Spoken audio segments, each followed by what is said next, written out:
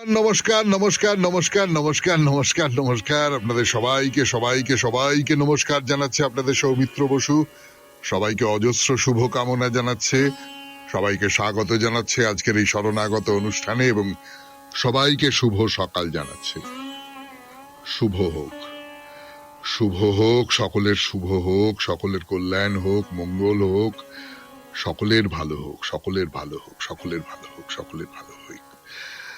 আজকে অনেকগুলো কারণে খুব বিশেষ দিন, তার মধ্যে একটি লাল বাল পাল এই নামে মানে আমাদের স্বাধীনতা আন্দোলনে এই তিনজন মানুষ, তাদের মধ্যে একজন হচ্ছেন দেশনেতা বিপিন চন্দ্র পাল। বিপিন চন্দ্র পাল আজকে তার দেহ রক্ষা করেছিলেন 1932 খ্রিস্টাব্দে আজকের তারিখে। আর একজন খুব বড় মাপের একজন সমাজ সংস্কারক মতিলাল শীল, তিনি প্রয়াত হয়েছিলেন 19 শতকের খুব বড় মাপের একজন দানবীর। তিনি 1854 খ্রিস্টাব্দে আজকের তারিখে প্রয়াত হয়েছিলেন। আর ব্রহ্মচারী স্বর্গীয় নগেন্দ্রনাথ গোস্বামী, তার তিরোভাব দিবস আজকেই। এবারে বেণীমাধব শীলের পঞ্জিকা অনুযায়ী আজকের দিনটার কথা বলি। আজকে 5ই জ্যৈষ্ঠ 1432, ইংরেজির 20 মে 2025, মঙ্গলবার। আজ অষ্টমী। সূর্যোদয়ের সময় ভোর 4:58, সূর্যাস্তের সময় সন্ধে 6:10। নক্ষত্র ধনিষ্ঠা। আজকে জন্মে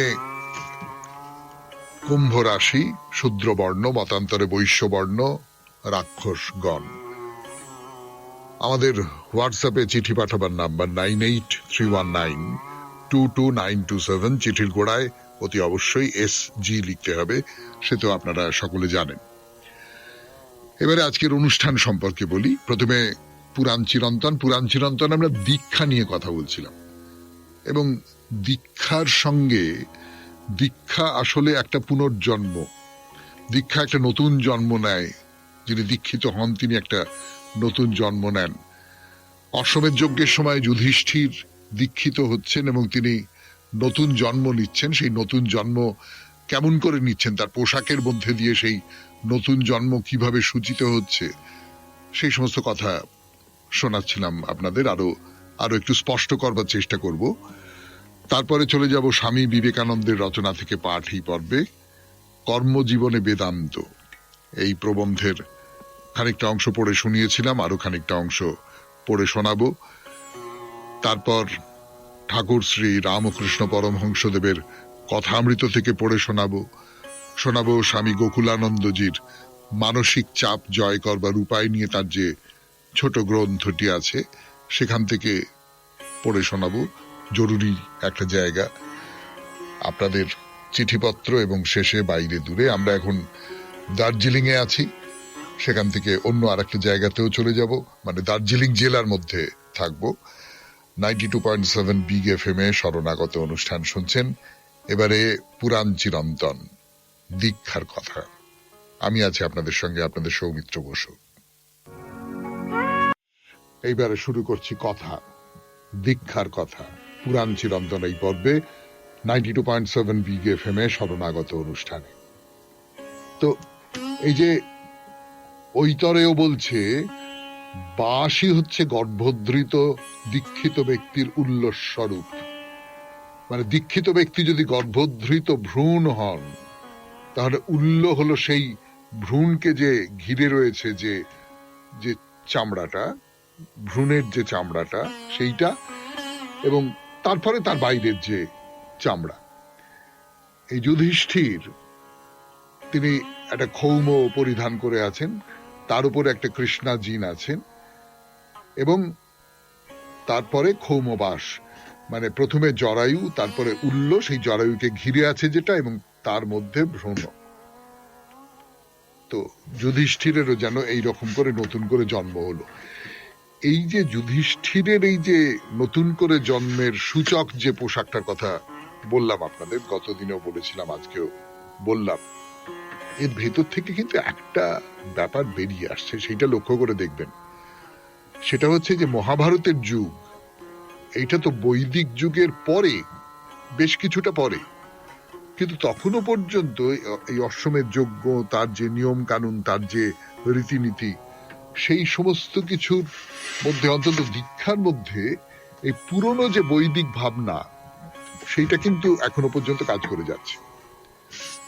আস্তে আস্তে এই দীক্ষার ভাবনা পাল্টে যাবে, সে তো হবেই, সময়ের সঙ্গে সঙ্গে সবটা পাল্টে যাবে। কিন্তু একটা ব্যাপার খেয়াল করে দেখবেন, আপনারা যারা ব্রাহ্মণ সন্তান, ব্রাহ্মণ পরিবারে জন্মেছেন, আপনাদের যাদের পৈতে হয়েছে, সোজা কথায় যদি আমি একেবারে লৌকিক ভাষায় বলি, পৈতে হয়েছে, উপনয়ন হয়েছে, সেই উপনয়নের যে সংস্কার, আমাদের তো 10টা সংস্কারের মধ্যে দিয়ে আমাদের যেতে হয়, উপনয়নের যে সংস্কার, তার মধ্যে এই বৈদিক যে নিয়ম কানুনগুলো, সেইগুলো খুব থেকে গেছে। উপনয়ন মানে কি? উপনয়নের অন্য নাম হচ্ছে গায়ত্রী দীক্ষা। এবং এই যে গায়ত্রী দীক্ষা, এর মধ্যে দিয়েই ব্রাহ্মণ, ক্ষত্রিয়, বৈশ্যের জীবনের প্রথম সামাজিক সংস্কারের দীক্ষা, যেখানে তারা শূদ্র থেকে ব্রাহ্মণ হলো, দ্বিজত্বে উপনীত হলো। দ্বিজ মানে দ্বিতীয়বার জন্ম হলো যার। প্রথমবার জন্ম ছিল এমনি জন্ম, তারপর যখন পৈতে হলো তখন তার দ্বিতীয় জন্ম হলো, সে দ্বিজ হলো। এমনিতে যেটা ছিল সেটা হচ্ছে যে পৈতে যখন হলো সেটা হচ্ছে তো ছাত্র হলে, অর্থাৎ এইবার তুমি ব্রহ্মচর্য পালন করবে। তো অন্যান্য যে দীক্ষাগুলো রয়েছে সেইখানে তোমাকে ইন্দ্রিয় সংযম করতে হবে, মাটিতে শুতে হবে, ফলমূল আহার করতে হবে, উপবাস করতে হবে, এগুলো করতে হয়। কিন্তু উপনয়নের সময় এগুলো এমন একটা সংস্কারে পরিণত হয়েছে যেটা গুরুগৃহে লেখাপড়া শুরু করবার পরেও বহুদিন ধরে চালিয়ে যেতে হয়।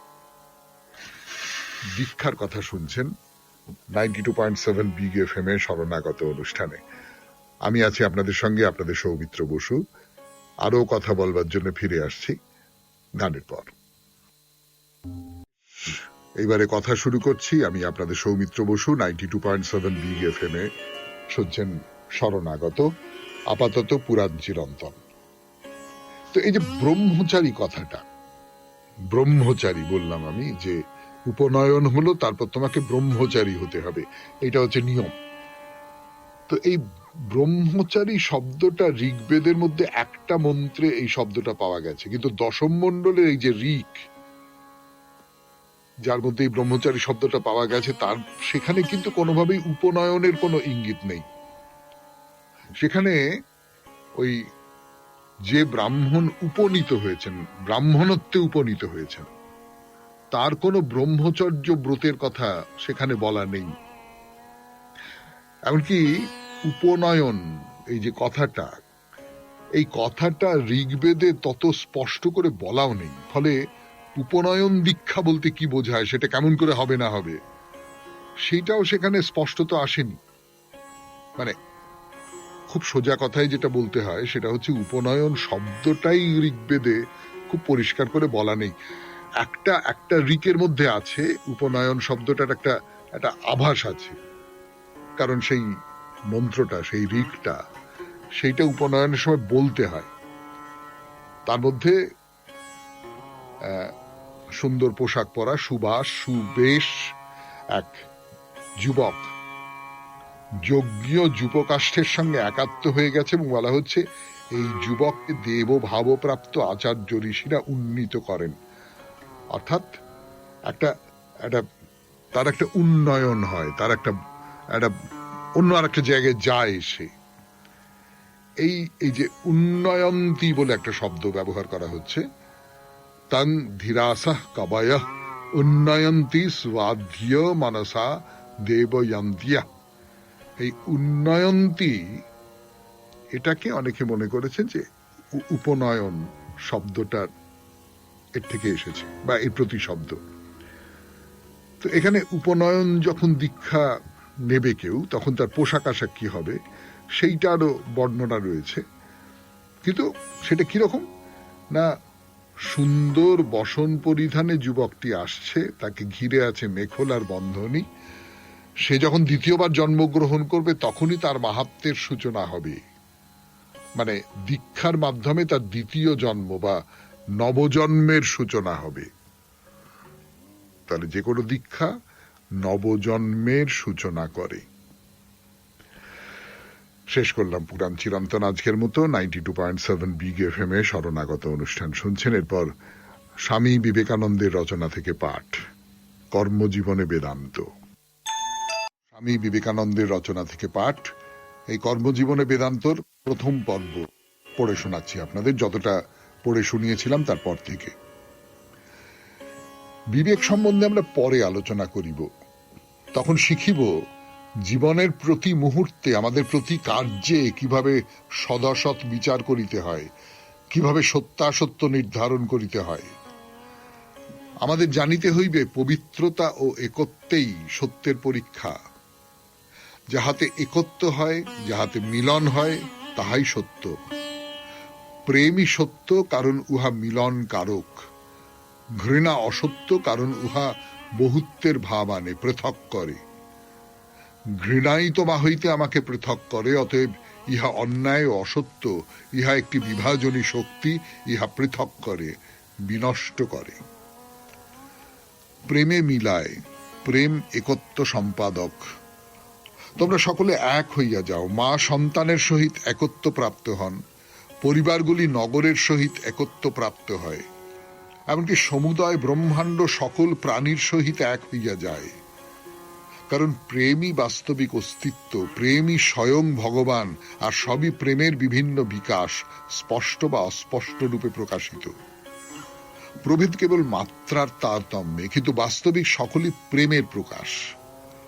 অতএব দেখিতে হইবে আমাদের কর্মগুলি একত্ব সম্পাদক না বহুত্ব বিধায়ক।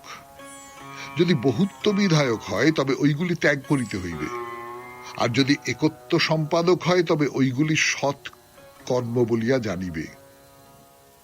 চিন্তা সম্বন্ধেও এইরূপ। দেখিতে হইবে উহা বহুত্ব বিধায়ক বা একত্ব সম্পাদক। দেখিতে হইবে উহা আত্মায় আত্মায় মিলাইয়া দিয়া এক মহাশক্তি উৎপাদন করিতেছে কিনা। যদি তাহা করে তবে ঐরূপ ভাব গ্রহণ করিতে হইবে, যদি না করে তবে উহা পাপ ও চিন্তা বলিয়া পরিত্যাগ করিতে হইবে। বৈদান্তিক নীতিবিজ্ঞানের সার কথাই এই, উহা কোনো অজ্ঞেয় বস্তুর উপর নির্ভর করে না, অথবা উহা অজ্ঞেয় কিছু শিখায়ও না। কিন্তু সেন্ট পল যেমন রোমকগণকে বলিয়াছিলেন, তেমনি বলে, যাহাকে তোমরা অজ্ঞেয় মনে করিয়া উপাসনা করিতেছ, আমি তাহার সম্বন্ধেই তোমাদিগকে শিক্ষা দিতেছি। আমি এই চেয়ারখানির জ্ঞান লাভ করিতেছি, কিন্তু এই চেয়ারখানিকে জানিতে হইলে প্রথমে আমার আমির জ্ঞান হয়, তারপর চেয়ারটির জ্ঞান হয়। আত্মার ভিতর দিয়াই চেয়ারটি জ্ঞাত হয়। এই আত্মার মধ্য দিয়াই আমি তোমার জ্ঞান লাভ করি, সমুদয় জগতের জ্ঞান লাভ করি। অতএব আত্মাকে অজ্ঞাত বলা প্রলাপ মাত্র। আত্মাকে সরাইয়া লও, সমুদয় জগৎই উড়িয়া যাইবে। আত্মার ভিতর দিয়াই সমুদয় জ্ঞান আসে, অতএব ইহাই সর্বাপেক্ষা অধিক জ্ঞাত। ইহা তুমি, যাহাকে তুমি আমি বলো। তোমরা ভাবিয়া আশ্চর্য হইতে পারো যে আমার আমি আবার তোমার আমি হইবে কি রূপে। তোমরা আশ্চর্য বোধ করিতে পারো এই শান্ত আমি কি রূপে অনন্ত অসীম হইবে। কিন্তু বাস্তবিক তাই। শান্ত আমি গল্প কথা মাত্র, সেই অনন্তের উপর যেন একটা আবরণ পড়িয়াছে, আর উহার কতকাংশ এই আমি রূপে প্রকাশিত হইতেছে, কিন্তু উহা বাস্তবিক সেই অনন্তের অংশ। বাস্তবিক পক্ষে অসীম কখনো সসীম হন না, সসীম কথার কথা মাত্র। অতএব সেই আত্মা নর নারী বালক বালিকা এমনকি পশু পক্ষী সকলেরই জ্ঞাত। তাহাকে না জানিয়া আমরা ক্ষণকালও জীবন ধারণ করিতে পারি না। সেই সর্বেশ্বর প্রভুকে না জানিয়া আমরা একটি নিঃশ্বাস ফেলিতে বা জীবন ধারণ করিতে পারি না। আমাদের গতি, শক্তি, চিন্তা, জীবন সকলই তাহার দ্বারা পরিচালিত। বেদান্তের ঈশ্বর সর্বাধিক জ্ঞাত, কখনো কল্পনা প্রসূত নন। শুনলেন স্বামী বিবেকানন্দের রচনা থেকে পাঠ, কর্মজীবনে বেদান্ত প্রথম পর্ব। এরপর গান, গানের পর কথামৃত। ফিরে আসছি আমি আপনাদের সৌমিত্র বসু। এর কথা কথা অমৃত থেকে পড়ে শোনাচ্ছি আপনাদের 92.7 বিগ এফএম এ শরণাগত অনুষ্ঠান। এটা হচ্ছে 12ই ফাল্গুনের কথা, 1291 শুক্লাষ্টমী। ওই দক্ষিণেশ্বর মন্দিরের উত্তর পূব দিকে লম্বা বারান্দা, সেখানে ঠাকুর বসে বসে কীর্তন শুনছেন। নরোত্তম কীর্তন করছেন। নরোত্তম খুব বড় কীর্তনিয়া, ঠাকুর খুব পছন্দ করতেন তার কীর্তন, তাকেও খুব ভালোবাসতেন এবং ঠাকুরের কাছে অনেকে আসতেন, কীর্তন শুনিয়ে যেতেন, অনেকে আসতেন এসে গান শুনিয়ে যেতেন। এই তো আমরা অহরহই দেখছি যে ঠাকুর তার তার তার তার যে ধর্ম, তার যে আধ্যাত্মিক ভাব, তার সঙ্গে মিলে যায় নানান রকমের শিল্প, নানান রকমের সঙ্গীত, এই সমস্ত কিছু মিলে যায়, সেই সমস্ত আমরা দেখছি। তো ঠাকুর দেখছেন, সেই সঙ্গে সঙ্গে আরো ভক্তরা রয়েছেন, নরেন্দ্র রাখাল, বাবুরাম ভবনাথ, সুরেন্দ্র, গিরীন্দ্র, বিনোদ হাজরা, রামলাল ইত্যাদি ইত্যাদি অনেকে অনেকে রয়েছেন, আরো আসছেন, এসে প্রণাম করছেন, বসছেন। তো শ্রীকৃষ্ণের গোচারণে আসতে দেরি হচ্ছে। তো কোন রাখাল বলছেন যে মা যশোদা আসতে দিচ্ছে না। তো বলাই রোগ করে বলছেন, আমি শিঙা বাজিয়ে কানাইকে আনবো। বলাইয়ের অগাধ প্রেম। এই সব শুনতে শুনতে শুনতে শুনতে ঠাকুর একেবারে ভাবাবিষ্ট হয়ে পড়ছেন। তো এই গান শুনছেন, সবাই কীর্তন শুনছেন। হঠাৎ ঠাকুর নরেন্দ্রের দিকে তাকালেন। নরেন্দ্র কাছেই বসেছিলেন। ঠাকুর দাঁড়িয়ে উঠলেন, দাঁড়িয়ে উঠে সমাধিস্থ হয়ে গেলেন।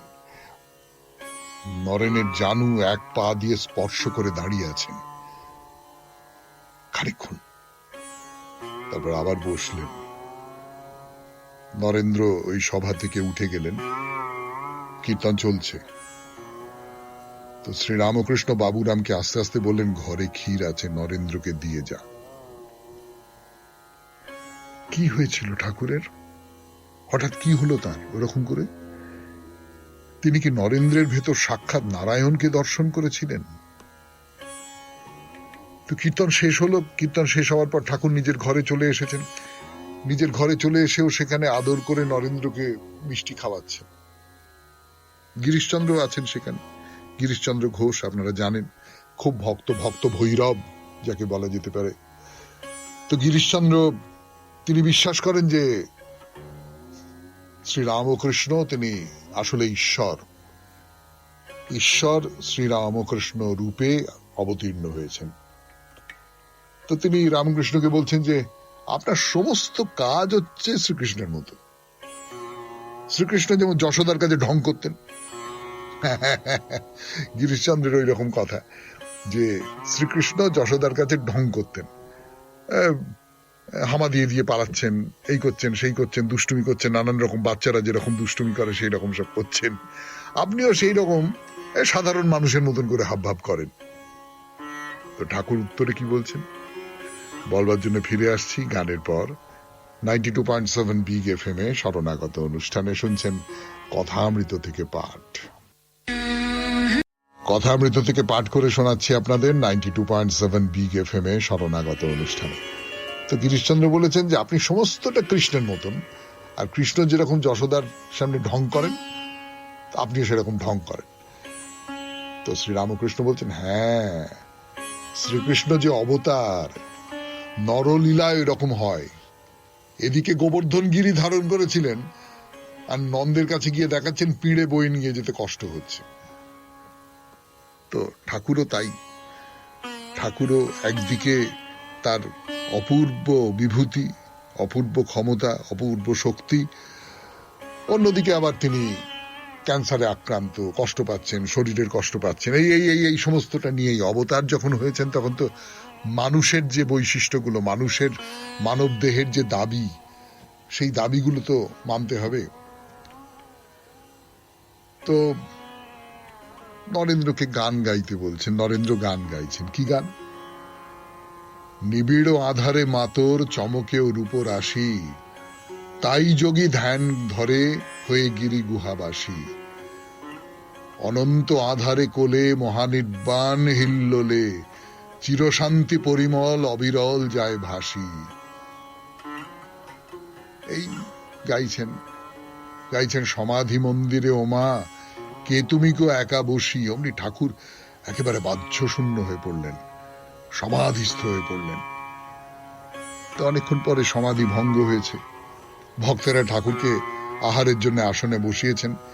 তা এখনো ভাবের আবেশ রয়েছে। ভাত খাচ্ছেন, দু হাতে করে ভাত খাচ্ছেন। ভবনাথকে বলছেন যে তুই খাইয়ে দে, খাইয়ে দে। নিজে খেতে পাচ্ছেন না, এলোমেলো হয়ে যাচ্ছে, মুখ থেকে পড়ে যাচ্ছে। ভবনাথ খাইয়ে দিচ্ছেন। এইসব চলছে। আরো সব গান হচ্ছে। নরোত্তম তারা ঘরে বসে আছেন, তারা গান গাইছেন। নদে টলমল টলমল করে গৌর প্রেমের হিল্লোলে রে। তো ঠাকুর বলছেন তার সঙ্গে ওইটা বলতে হয়, যাদের হরি বলতে নয়ন ঝরে তারা তারা দুভাই এসেছে রে। যারা মার খেয়ে প্রেম যাচ্ছে তারা তারা দুভাই এসেছে রে। যারা আপনি কেঁদে জগৎ কাঁদায় তারা তারা দুভাই এসেছে রে। যারা আপনি মেতে জগৎ মাতায় তারা তারা দুভাই এসেছে রে। যারা আচণ্ডালে কোল দেয় তারা তারা দুভাই এসেছে রে। আর এটাও গাইতে হয়, গৌর নিতাই তোমরা দুভাই পরম দয়াল হে প্রভু, আমি তাই শুনে এসেছি হে নাথ।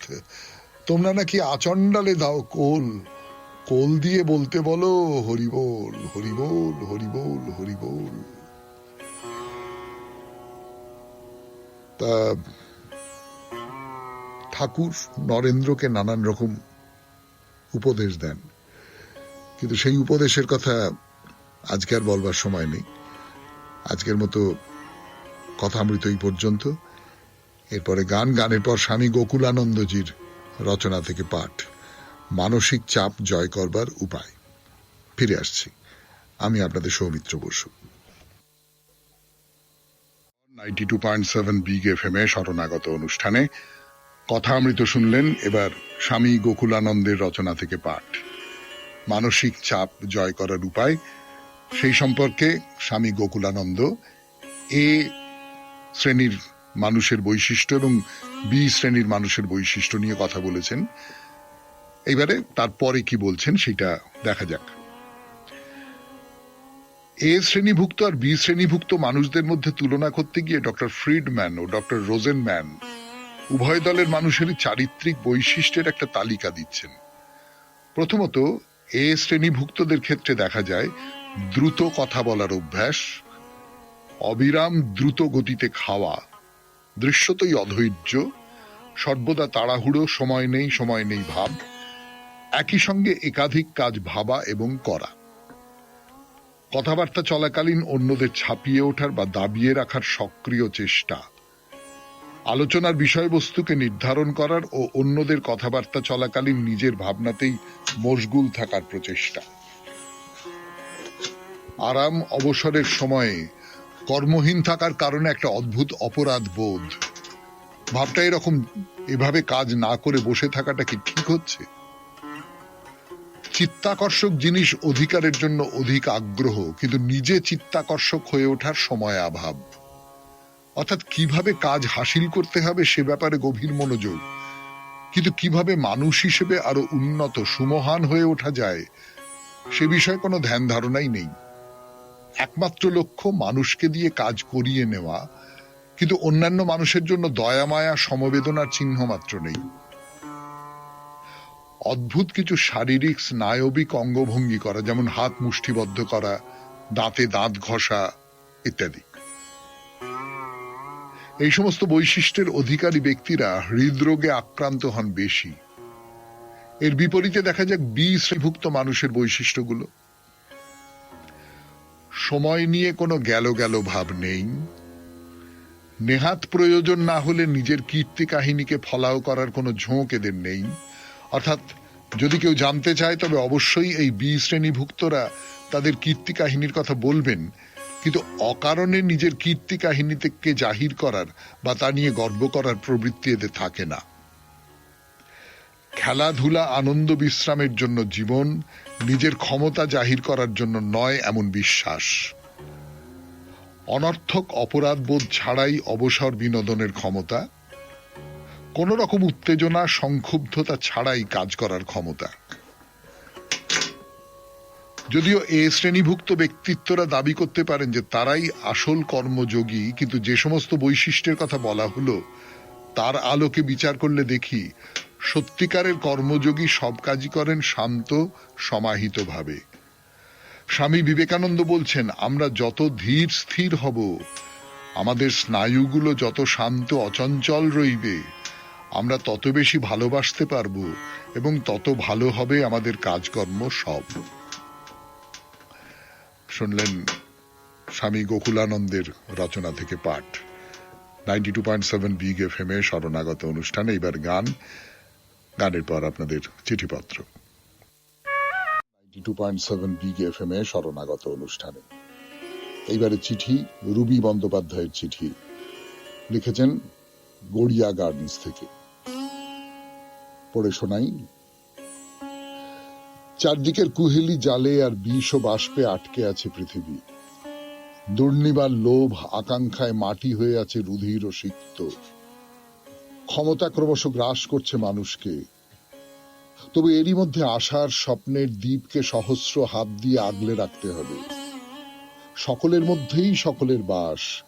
নতুন বছরে এই বোধ বিশ্বাস উপ্ত হোক অন্তরে। কুরুক্ষেত্র যুদ্ধ শেষে শোক সন্তপ্ত যুধিষ্ঠির অর্জুনকে বলেন, ক্ষত্রিয়াচার পৌরুষ ও ক্রোধকে ধিক, যার ফলে আমাদের এই বিপদ হয়েছে। আমাদের জয় হয়নি, দুর্যোধনেরও জয় হয়নি। তাকে বধ করে আমাদের ক্রোধ দূর হয়েছে, কিন্তু আমি শোকে বিদীর্ণ হচ্ছি। বীর অর্জুনের জন্ম হোক এ দেশে, কিন্তু যুধিষ্ঠিররাও জন্ম নিক এ দেশে। শান্তি প্রতিষ্ঠা পাক এই পৃথিবীর বিভিন্ন প্রান্তরে প্রান্তরে। যুদ্ধবাজদের বিরুদ্ধে, ক্রোধের বিরুদ্ধে উঠতে থাকা একলা পাখি শান্তি ছড়িয়ে দিক দিগন্ত থেকে দিগন্তে। নতুন বছরের এই হোক আমাদের কাঙ্ক্ষিত স্বপ্ন। জীবনের প্রান্তিক স্টেশনে দাঁড়িয়ে মনের স্লেটে অদৃশ্য চকখড়ি দিয়ে লিখে চলেছি, এইবার থেকে, এই মুহূর্ত থেকে কারো কোনো রূঢ় কথায়, ঈর্ষায় বা অভব্য আচরণে কাতর হয়ে পড়ব না। কোন রকম তিক্ততা যেন আমায় স্পর্শ না করে। তা না হলেই তো অন্তরে জমবে রাগ, অভিমান, বেদনা এবং অলক্ষ্যে অপরের সঙ্গে সৃষ্টি হবে এক অদৃশ্য মানসিক দূরত্ব। ধীরে ধীরে জমা হবে তার প্রতি এক সুপ্ত বিদ্বেষের ক্লান্তিকর গ্লানি, যা অহরহ নিজেকেই পীড়িত করবে। তার চেয়ে বরং অন্যের অন্তরের হিংসা, অপ্রাপ্তিজনিত অযথা ক্ষোভের আগুন নিভিয়ে দেবার জন্যই সচেষ্ট হব। জীবন নামক গালচেখানায় সোহাগে আদরে বুনে যাব ভালোবাসার নকশি কাঁথা, যার মধ্যে সুতোর এফোড় ওফোড়ের কিছু ছিদ্র দিয়েও ঢুকবে অন্ধকার সরিয়ে সরু আলোর রেখা। দূরে কোনো একজনের হাতে রয়েছে ফিরে যাওয়ার ঘন্টা। কোনদিন দুয়ারে এসে দাঁড়াবে গাড়ি, সময়ক্ষণ অজানা। তাই ঘুঘু ডাকা পড়ন্ত বেলায় যত অপঠিত বই পড়ে ফেলার অঙ্গীকার রাখলাম নতুন বছরের কাছে। আর শুধু মনে মনে বলবো, সব অন্ধকার আলো হয়ে উঠুক, সব মন্দ ভালো হয়ে উঠুক, সহস্র ফাটল দীর্ণ হৃদয় গোধূলির লালিমায় উজ্জ্বল হোক। শরণাগত অনুষ্ঠানের কর্ণধারকে জানাই সশ্রদ্ধ প্রণাম। বিগ এফএম এর সকল ভাই বোন এবং শরণাগত অনুষ্ঠানের অগণিত শ্রোতার জন্য অনেক শুভ কামনা রইল। নমস্কারান্তে রুবি বন্দ্যোপাধ্যায়, গড়িয়া গার্ডেন্স। খুব সুন্দর চিঠি, খুব সুন্দর চিঠি। সত্যি সত্যি এর বাইরে আমাদের আর কি আকাঙ্ক্ষা আছে বলুন তো? যে পৃথিবীটা একটু শান্ত হোক, পৃথিবীটা একটু স্থির হোক, মানুষ মানুষকে মানুষের মতন করে ভালোবাসুক। জীবনকে, প্রকৃতিকে, পৃথিবীকে মানুষ ভালোবাসুক, আমরা ভালোবাসতে শিখি। এর চেয়ে বেশি তো আর কিছু চাওয়ার নেই। চারপাশে নোখ দাঁত বার করে আছে সব লোকজন। কি হিংস্র হয়ে উঠেছে সবাই, কি স্বার্থপর হয়ে উঠেছে সবাই। আমি যেটা বলেছি সেটাই হবে, শেষ পর্যন্ত হবে, তার বিরুদ্ধে কোনো কথা হবে না, এরকম একটা মনোভাব তৈরি হয়ে গেছে চারপাশে। আপনার এই চিঠিটা খুব আমাদের অনেকের মনের কথা বলে দিল। আপনাকে অনেক ধন্যবাদ। এরপর বাইরে দূরে 92.7 বিগ এফএম এ শরণাগত অনুষ্ঠানে আমি আছি আপনাদের সঙ্গে, আপনাদের সৌমিত্র বসু। ফিরে আসছি, একটু গান শুনে নি। 92.7 বিগ এফএম এ শরণাগত অনুষ্ঠানে যেটা বলছিলাম আপনাদের, পিস প্যাগোডার কথা বলছিলাম। পিস প্যাগোডা এসে পৌঁছেছি আমরা। বুদ্ধ যে স্তূপ, বুদ্ধদেবের স্তূপ, সেই স্তূপ পার হয়ে, সেই স্তূপ দর্শন করে আমরা পিস প্যাগোডার সামনে এসে দাঁড়িয়েছি। তো ফলক আছে এখানে, সেই ফলকে এই পিস প্যাগোডার সম্পর্কে কিছু কথা লেখা আছে। যেমন জাপানি নাম হচ্ছে নামু মায়ো হোরেন দে কায়ো। তার ইংরেজি করলে যেটা দাঁড়াবে আমার মনে হচ্ছে, আমি তো জাপানি ভাষা জানি না, পাশে যেটা লেখা রয়েছে তার সূত্র ধরে একটা আন্দাজ করছি যে দার্জিলিং পিস প্যাগোডা। এই যে পিস প্যাগোডা, এর পরিকল্পনা করেছিলেন ফুজি গুরুজি। ফুজি গুরুজি একজন শান্তিকামী মানুষ ছিলেন। আজকাল যাকে সমাজকর্মী বলা হয় সেই রকম একজন সমাজকর্মী ছিলেন। মানুষকে ভালোবাসার কথা বলেছেন সারা জীবন। মহাত্মা গান্ধীর সঙ্গে তার সংযোগ ছিল। এই হিরোশিমা নাগাসাকির যে ভয়াবহ দুর্যোগ, এ তাকে বিচলিত করেছিল। এই যে বোমা ফেলে একেবারে শহরকে শহর ধ্বংস করে দেওয়া হলো, যারা বেঁচে রইলেন তাদের মধ্যেও ভয়ঙ্কর মারণ রোগের বীজাণু ঢুকিয়ে দেওয়া হলো, এইটা তাকে খুব বিচলিত করেছিল এবং তার সূত্র ধরেই তিনি এই প্যাগোডার পরিকল্পনা করেন। বুঝতেই পাচ্ছেন, এই যে পিস প্যাগোডা, এটা হচ্ছে বুদ্ধদেবের প্রতি নিবেদিত একটি ইমারত। এবং বুদ্ধদেব বলতে আমরা যা বুঝি, অহিংসার কথা বুঝি, ভালোবাসার কথা বুঝি, মানুষে মানুষের সম্পর্কের কথা বুঝি, সমস্ত রকম রিপুকে দমন করার কথা বুঝি। এখানে এই অহিংসার বাণী প্রচার করা হচ্ছে এবং এই বাণী প্রচারের মধ্যে দিয়ে মানুষের মনকে, এই ভূমিকে শুদ্ধ এবং পবিত্র করবার কথা ভাবা হচ্ছে। তাই এই যে পিস প্যাগোডা, এই প্যাগোডার নাম হচ্ছে পিস প্যাগোডা, শান্তির প্যাগোডা। এটাকে বলা যেতে পারে শান্তি স্থাপন করবার একটা কেন্দ্রীয় নিদর্শন। এই সূত্র ধরে প্যাগোডার একটা ছোট ইতিহাস বলা আছে। ওই যে ফলকের কথা বলছিলাম, তো প্রথম যে প্যাগোডা, এটা তৈরি হয়েছিল জাপানে 1854 খ্রিস্টাব্দে, তৈরি করিয়েছিলেন ফুজি গুরুজি। দার্জিলিং এর এই প্যাগোডা তৈরি হতে সময় লেগেছিল 36 মাস। এর স্থপতি ছিলেন জাপানের বিখ্যাত স্থপতি ডক্টর এম ওহকা। মোটামুটি এইটুকু জানা হলো এই পিস প্যাগোডা সম্পর্কে। এবার তাহলে বাড়িটা ভালো করে দেখি আর গান শুনি 92.7 বিগ এফএম এ শরণাগত অনুষ্ঠানে। তারপরে আবার বলবো এই পিস প্যাগোডার কথা। গানের পর যেটা বলছিলাম যে এই যে পিস প্যাগোডা, এটি তৈরি করিয়েছিলেন জাপানের বিখ্যাত স্থপতি ডক্টর এম ওহকা। ভালো করে এবার বাড়িটা দেখি। 92.7 বিগ এফএম এ শরণাগত অনুষ্ঠান শুনছেন বাইরে দূরে দার্জিলিং এর পিস প্যাগোডার কথা। এই যে বাড়ি শব্দটা ব্যবহার করলাম, এটা কিন্তু ভুল করে নয়, সত্যি সত্যি বাড়ি বলেই সম্বোধন করতে ইচ্ছে করছে একে। বাড়ি শব্দটাই ব্যবহার করতে ইচ্ছে করছে, কারণ এটাকে দেখতে খানিকটা ওই এমনি একটা সাধারণ আটপৌরে বাংলো বাড়ির মতোই লাগে। একটা দোতলা বাড়ি এবং সেই সাদা বাড়ি, সাদা রঙের, একেবারে ঝকঝকে সাদা রঙের বাড়ি। তার মধ্যে অনেকগুলো বর্ডার আছে, খানিকটা বলতে পারেন মেরুনের দিকে ঢলে পড়া লাল রঙের বর্ডার। দোতলা ছাদের দিকটা, মানে দোতলা পার হয়ে যে ছাদ, সেইখানে অল্প একটু উঁচু মতো প্যাগোডার ধরন আনা হয়েছে, কিন্তু প্যাগোডা বলতে যেটা আমাদের চোখের সামনে ভাসে সেইটা না। এমনিতে ওই যে যেটা বলছিলাম আপনাদের, যে একটা সাদা রঙের সিঁড়ি পার হয়ে চলে এলেন, সেটা পার হয়ে একটা বাগান আছে, সুন্দর একটা বাগান আছে। সে তো আপনাদের আগেই বলেছি, আগের দিনও বলছিলাম যে জাপানিরা বাগান খুব পছন্দ করেন, ফুল খুব পছন্দ করেন। এখানে ওরকম সুন্দর একটি বাগান আছে।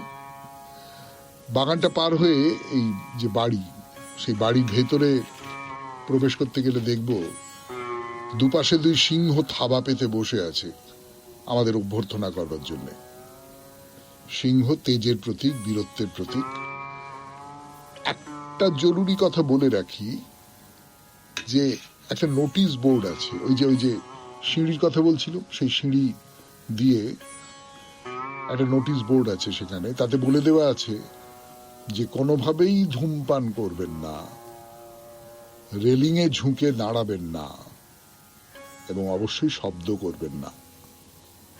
বুদ্ধ মন্দির আপনার কাছ থেকে শান্তি এবং নীরবতা দাবি করে, সেখানে শব্দ করে সেই নীরবতাকে ভঙ্গ করবার চেষ্টা করবেন না। বুদ্ধ মন্দির বললেই একটা শান্তির মনোভাব মনের মধ্যে জাগে, যেমন গির্জার মধ্যে ঢুকলেই মনে হয় একটা শান্ত, মন্দিরের মধ্যে ঢুকলে কিন্তু এরকমটা মনে হয় না।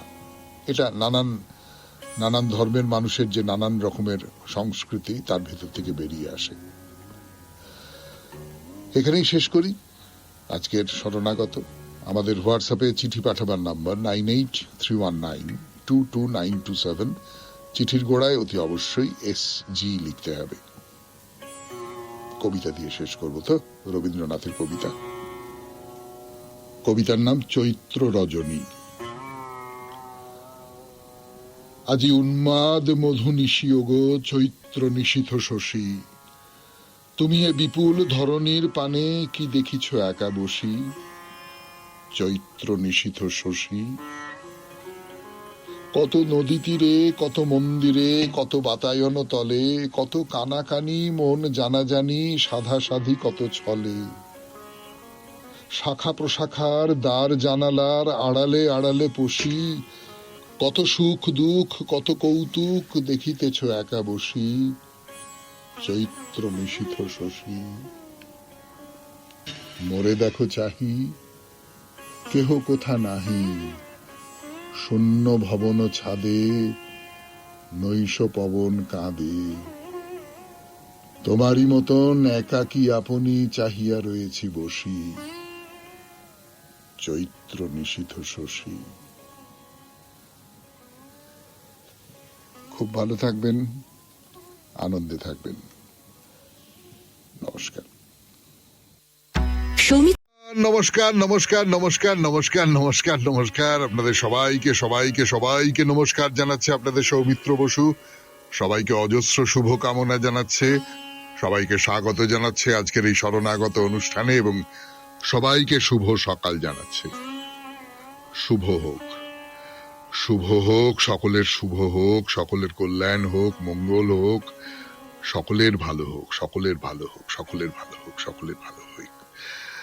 আজকে অনেকগুলো কারণে খুব বিশেষ দিন, তার মধ্যে একটি লাল বাল পাল এই নামে, মানে আমাদের স্বাধীনতা আন্দোলনে এই তিনজন মানুষ, তাদের মধ্যে একজন হচ্ছেন দেশনেতা বিপিন চন্দ্র পাল।